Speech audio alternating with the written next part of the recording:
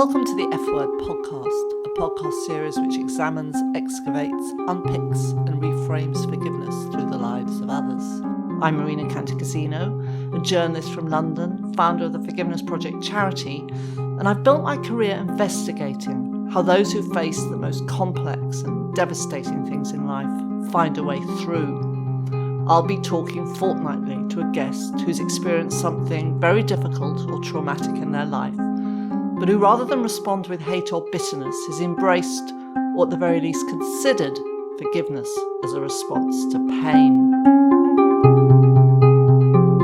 And today I have great pleasure in talking to Stephanie Cassatly, who is here from America, visiting London, and has come into the Forgiveness Project offices to talk to me. So welcome, Stephanie. Thank you, Marina. Hello. Hello. And I think it was 5 years ago that we met in London before, the first time I met you then. Absolutely. And you had approached me and offered your story to the Forgiveness Project to have alongside many other stories. And at that point, I think you were about to release your excellent book called Notice of Release and subtitled A Daughter's Journey to Forgive Her Mother's Killer. So going back, could you just speak a little bit about actually what happened and the years that followed? Your mother's murder. I mean, how did that all come to be? You were 18. I was 18 when she was shot and killed in a convenience store holdup on the outskirts of New Orleans. A random act by a drug-crazed addict. For me, it was like being blindfolded and dropped off a train in the middle of nowhere with no map or ticket to get home, because my mother was everything to me. I mean, my parents had divorced. I was a bit estranged from my father. She was my true north, on my compass. And when she died so suddenly, I didn't know where home was. I didn't know where I belonged. I was in a world that I did not have a clue about how to navigate or live. And so it was very destabilizing. You say 18 as an adult, but I didn't feel very much like an adult at that point. And so I was lost for quite a few years. So I'm just going to jump in here because I went on to ask Stephanie if she thought at all about the killer, who, by the way, she never named for a long, long time. She couldn't say his name. And in the book, she finally came to call him Nathan Wolfe, which wasn't his real name at all. She told me it had taken 2 years for him to come to justice. And when the sentence was passed, it really wasn't what she wanted at all. I had wanted the death penalty at the time. I was a very strong proponent of the death penalty. But he got off on manslaughter, which is like one step away from murder, because he was out of his mind on drugs. So still, it meant he got a sentence where life meant life. Life meant life, especially in Louisiana. There's no option for parole in Louisiana unless the governor pardons you. But he had tried a couple of times to get a pardon, but he had not secured that. So, and your feelings were towards him during those years? Well, the interesting thing for me was that I didn't even know his name because I was spared the trial. Right. So strangely, and I've had people ask me about this, how could you sort of erase this person's name? And it was actually pretty easy because I had sort of blocked it out of my mind. And in my mind, he was just a demon or a monster. He was the man who had taken everything from me and my family. And so not giving him a name or even being curious about his name really sort of helped me to continue to demonize him. So it wasn't until 20 years later when I read newspaper articles that I had sort of locked away that I actually found out his real name. I had a prison warden say to me once too, which I thought was quite interesting. She said that she felt that in some respects not going to the trial delayed my healing because I never really confronted the situation. I was able to just I tried to block it out. So it was all on hold really, waiting to come out in some way. You could have gone either way, I think. You could have gone down a really self-destructive path or a path that ultimately led to healing. So how did that happen? I actually did both. There was a self-destructive path early on. I have to admit, and I tailor this carefully in the book so as not to reveal too much to family, but there were a few years there where I do think I became slightly unhinged. I myself, interestingly, turned to drugs and things that probably could have turned me the other way. But what really changed the tide for me was this 20-year mark, which I didn't realize that was a significant number, but I found out later from one of the prison wardens where he had spent the rest of his life, was that for some reason the 20-year mark seems to be a point where many victims somehow come to terms with things, or at least face things. So it was about the 20-year mark, after I had already gotten married and had children and sort of tried to get on with my life, that I overheard a talk about forgiveness. There was a school where I was trying to get my children into, and it was a faith-based school, and the speaker was speaking about his work in prison ministry. And it really, kind of like a blindsided. It hit me completely out of nowhere that this topic of forgiveness could even be a consideration. And to be honest with you, initially it was a really negative response. I was not open to it. I resented him speaking about it. I was angry. I thought he was foolish. In my book, I call him a holy roller because he was just, espousing things that were just never going to happen. But what did happen was that he changed the dial on my radio, and everything that I listened to after that talk and that sort of meltdown that I had somehow circled back to forgiveness. That's so interesting. Just to explain a bit more. Did you come out of that feeling really angry and a bit resentful of him? And was it like the next morning that something changed and you already were feeling things were dropping from your head into your heart in a way? Or did it take much longer? Much longer, yeah. I stayed angry for another year or two. Oh, right. But okay, so it was just a seed. It was a seed, but interspersed, and with all that anger, every once in a while I would consider, like, what would it look like if I forgave? At the time that I actually heard the talk, the speaker saw that I was upset because I was sitting in the back of the room, and he could see that I was red in the face and some tears were flowing down my cheeks. So he came up to me after and said, "What happened? I'm sorry, did I say something?" And at that point, I didn't really know what was happening. So I just said, I don't know what's happening. You obviously tapped a deep vein. I don't know. And so he said to me, why don't you come back and speak to someone here at some point, if you want to further understand what's going on. So I did. I went home that afternoon. I went home with my husband, and he didn't know what to say to me. And I was just my heart rate was up. I was just upset. And but about 2 weeks later, I came back to the same place and spoke to a female minister there and told her what I was feeling. And she started with the definition of forgiveness. She said, "What do you think forgiveness means?" And I said, "I have no idea, but it feels like it means that I'm letting him off the hook, that everything's okay, and then that just feels wrong to me."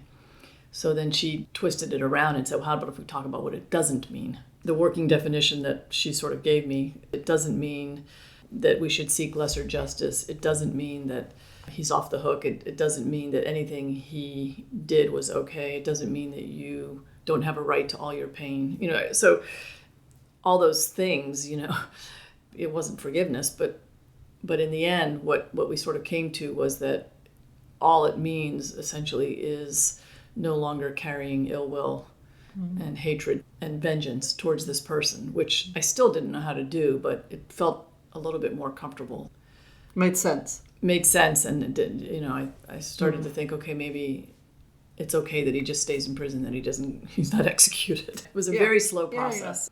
But then over the course of 2 more years, because I'm a writer by background or recent background, I had this manila folder where I would just start putting pieces of paper in that, like conversations I would have or articles that I read, or the Forgiveness Project was one of those pieces of paper that I had heard somewhere, and I just wrote the number down. But it was all tuning into this idea, and I just started creating a research file on what forgiveness was about. And little by little, I started to come to this notion that maybe I could be comfortable with not so much necessarily forgiveness, but maybe just acceptance or some peace. The other thing that this lovely minister said to me, she said, you need to stop talking and start listening. Because I was so upset and so verbal about so many things, including the death penalty, that I was just doing a lot of talking, raging. And she said, stop talking, start listening. And it was in the listening and in the reading and in the silence of contemplating that things started to, like you said, peel back, fall away. In fact, Stephanie's healing journey had started way before that, right in the midst of all that seething hate and rage. I really like what she writes in her book. She says, and I'm quoting here, "It took me 7 years to understand the first commandment of grief. The more you avoid it, the more it plagues you. As a therapist would soon show me, the only way out of the room is through the room." And when I read that, it actually really reminded me of what one of our other storytellers, or story healers as I sometimes call them, said to me once. Madeline Black spent years recovering from the pain inflicted from being raped in her teenage years. And she told me, and again I'm quoting here, "The way in really was my way out. I had to face everything that was done to me."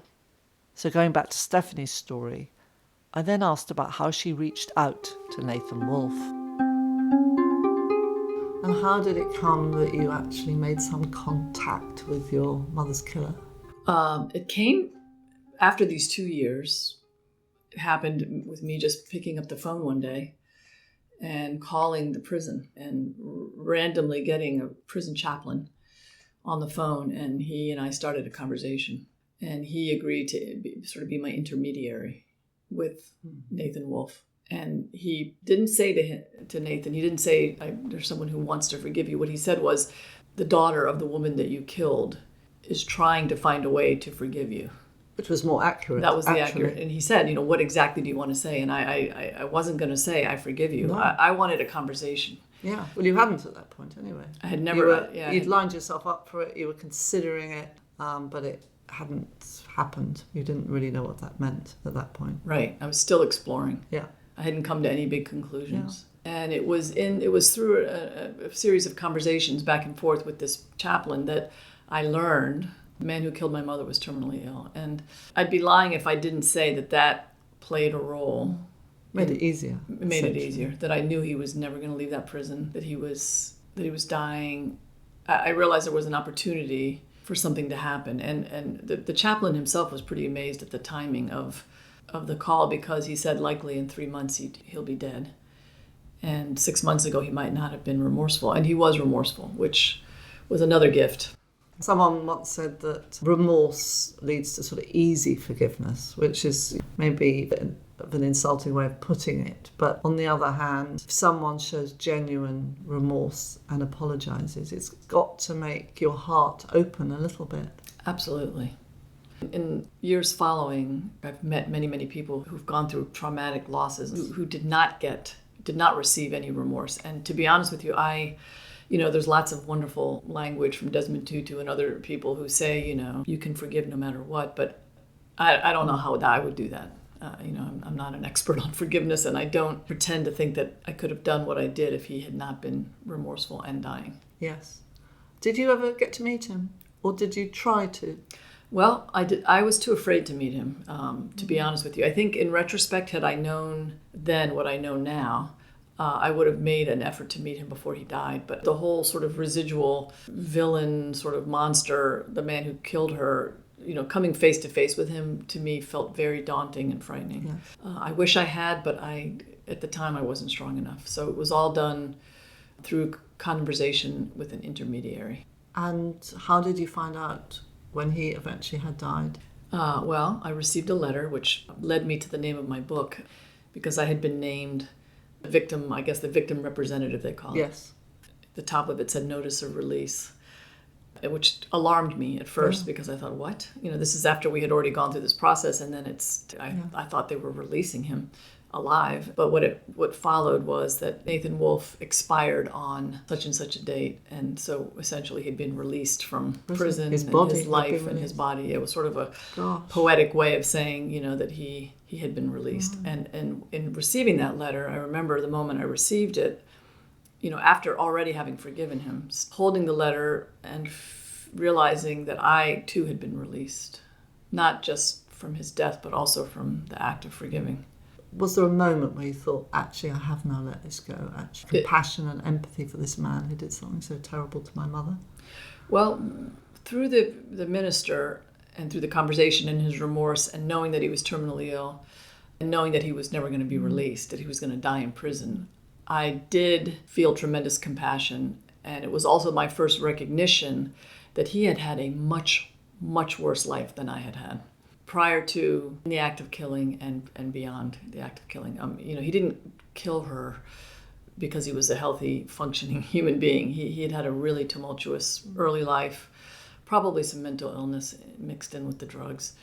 And I had compassion that I had never had before. And then after he died, it was sort of the final piece. But it was just the final punctuation. Yes. Was the final punctuation maybe meeting his mother or corresponding with his mother? Absolutely. His mother was the final piece of the puzzle who helped me sort of put him and his life into perspective. And initially when I spoke to her, I upset her. She was really upset that I had reached out to her. Because you called out of the blue. You found her name in a... I found her name. I sent her a letter, which she received, did not respond to, even though I had asked her to respond to it. And then I wouldn't let that lie, so I called her. And she was angry at first. She told me that when she received the letter, she thought it was a prank, that she was upset, that she didn't have anything to do with his killing my mother. Then, strangely, in the initial conversation with her, I was very apologetic almost. Then I thought, why am I apologizing to her? But I remembered something my mother had said to me many, many years ago. And she always said to me, she said, I may not like what you do, but I will always love you. And that was where she was coming from. She didn't like what he had done, but he was always hers. And she loved him. And I think most mothers love their children regardless of what they do. And I could relate to that. I mean, I've never been in a situation where my child did anything nearly that bad, but I can imagine that I would still love my child. And so on that level, I connected with her. And she said to me at the very, very end of the conversation, after she had softened, and she said, I'm sorry for your loss. And I said to her, I'm sorry for your loss. Because we both lost a loved one. And interestingly for her, not only had she lost this particular son who was a killer, she had lost another son to brain cancer who was a policeman. And then her husband. So this woman had lost pretty much her whole family. So she was a victim too. Originally, when I wrote the book, I had intended to use pictures and names and, everything was going to be the truth. But when I met his mother, out of courtesy to her, I asked if I could use his name, and she declined. She said, please do not. And at first I thought, what do I care if she wants me to use it or not? I'm going to tell the truth. But the more I thought about it and the more I realized the purpose of the book was not to hurt it. The purpose of the book was to heal. And if it meant that much to her to protect the identity of her son and herself, I guess, it would be nothing for me to change his name. So I did. Yeah. And indeed, she was as much a victim as anyone else. You Absolutely. could argue. Which never occurred to me until I spoke to her, that there were other victims other than my family. So since that time, and he's died, so there's nothing really that is going to trigger you and take you back to that place of hate, or am I completely wrong? Because I always think that forgiveness, it's too easy to think it's this sort of magical place where everything's okay and suddenly you've arrived at it. You can actually move back into places of resentment and hatred if something comes up in your life and reminds you of that time. Or do you think it's settled? What's settled for me is my personal story. I'm very settled with that. And whereas I used to avoid the topic of my mother's death because it was so uncomfortable I couldn't bring it up, I now don't bring it up because I'm really in a place of peace about her story. But where I'm not settled and where I'm deeply disturbed and also deeply triggered is the system, especially in the United States, where we have done nothing about gun control. Yes. And where people like Nathan and many others can obtain a gun and do tremendous harm. And that's what really triggers me. And so I've got sort of this broader anger now and don't know where that's going to take me in the future.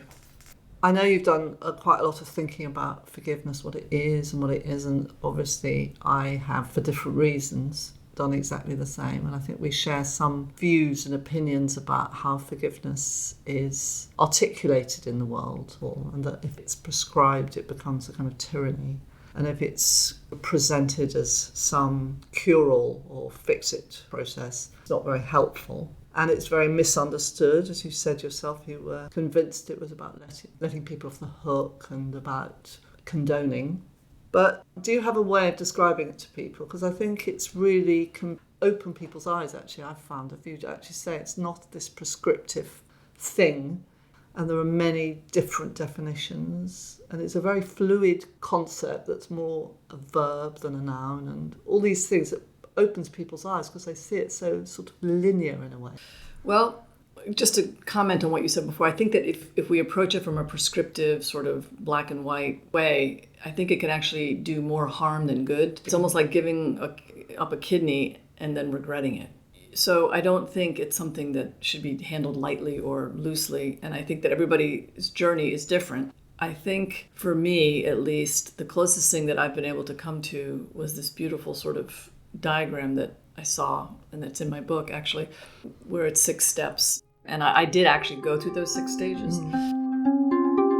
So from all Stephanie's reading and studying, and from her own lived experience, she's boiled it down to these 6 stages of forgiveness, or steps, as she calls them in her book. The first step is defining forgiveness.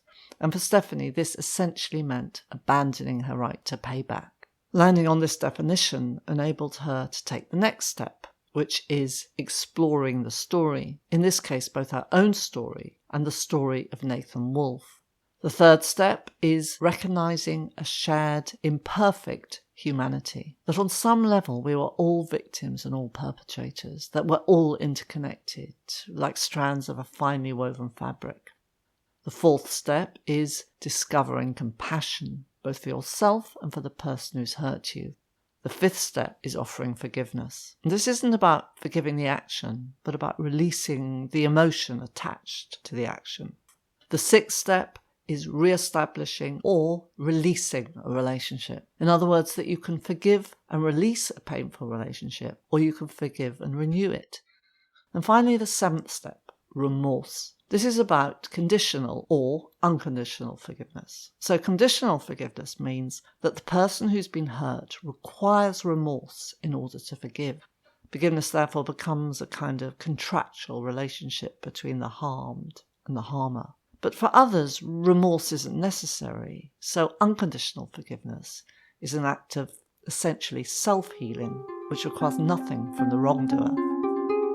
I wanted just to pick up on something you said earlier about remorse, because I'm always interested in what the French philosopher Jacques Derrida said. He said he felt that the only wrongdoing that really calls for forgiveness is that which is unforgivable. In other words, I think he meant deeds or wrongs which were so appalling that they can never be repaired through apology, restitution, or reconciliation. So in other words, only the unforgivable calls for forgiveness, because everything else can be repaired in some way. And I thought it was just interesting. Yeah. And it goes back to what you were saying about how remorse made it possible for you. Who knows how you would have reacted if that had been thrown back at your face. Absolutely.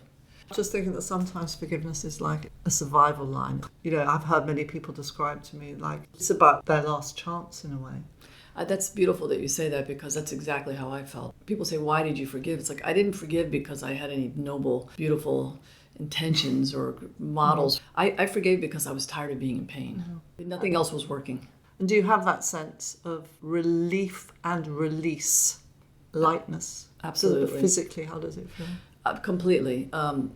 Strangely, before I forgave Nathan Wolfe, I had so many physical ailments. I had like 3 or 4 surgeries at a pretty young age. I was locked up. I had jaw pain. I had stomach pain. And I have to say I'm healthier now than I was in all those years before forgiving him. Yeah, and that's very interesting. That really ties in with a lot of the research and forgiveness, which shows that you do have better health outcomes. And I suppose it makes perfect sense. It's like stress and anxiety. If you're going to hold on to that, it's like a knot in your body, isn't it? It's Constant. not going to do you much good. I lived, and I mean, it affected everything from my digestion to my headaches to everything.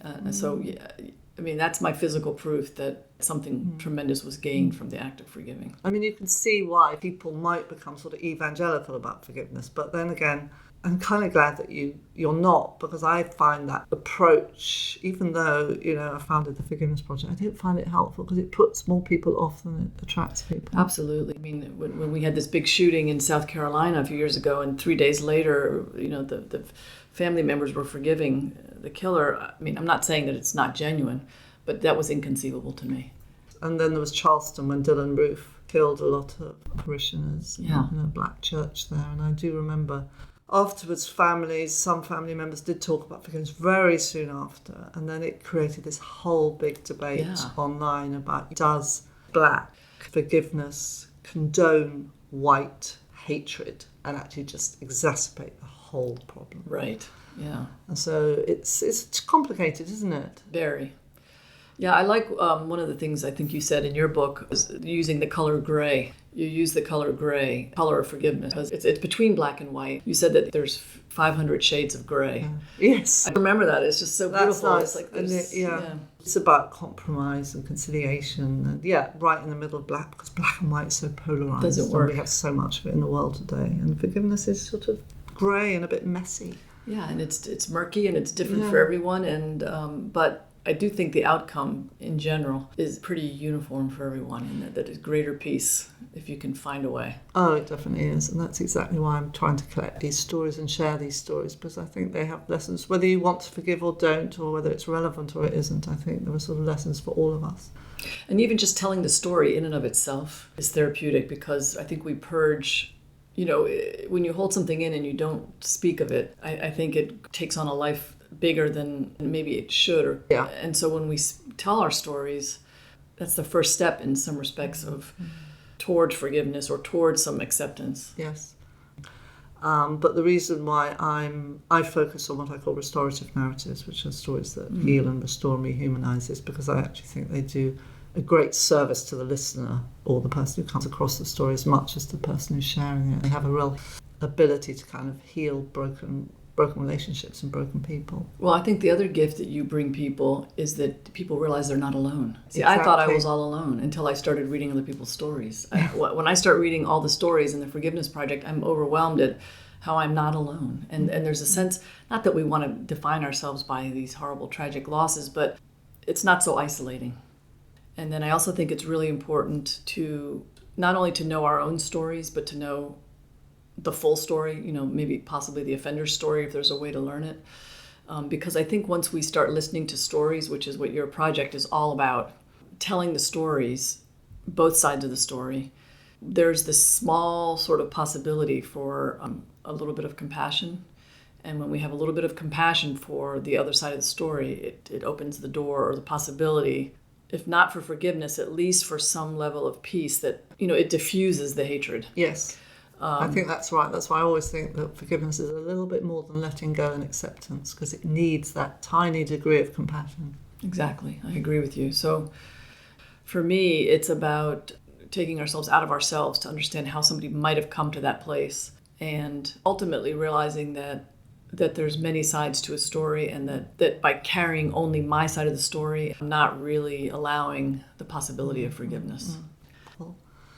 So, Stephanie Cassatly, thank you so much for coming and talking to me. And I just want to give one more sort of shout out for your wonderful book. It's called Notice of Release, A Daughter's Journey to Forgive Her Mother's Killer. And you can read Stephanie's story on our website, theforgivenessproject.com. You can buy the book through various channels, I'm sure on Amazon. Mm-hmm.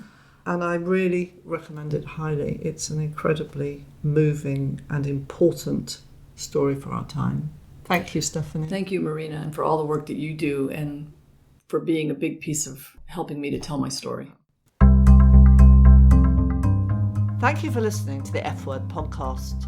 To dig a bit deeper around some of the themes we've talked about, do check out the show notes by going to theforgivenessproject.com/F-word podcast. And from there you can also explore the Forgiveness Project website, which over the years has collected and shared many more stories of how people have transformed the darkest of situations. I also want to invite you to join the F-Word Podcast Facebook group, especially if you have more to discuss or share.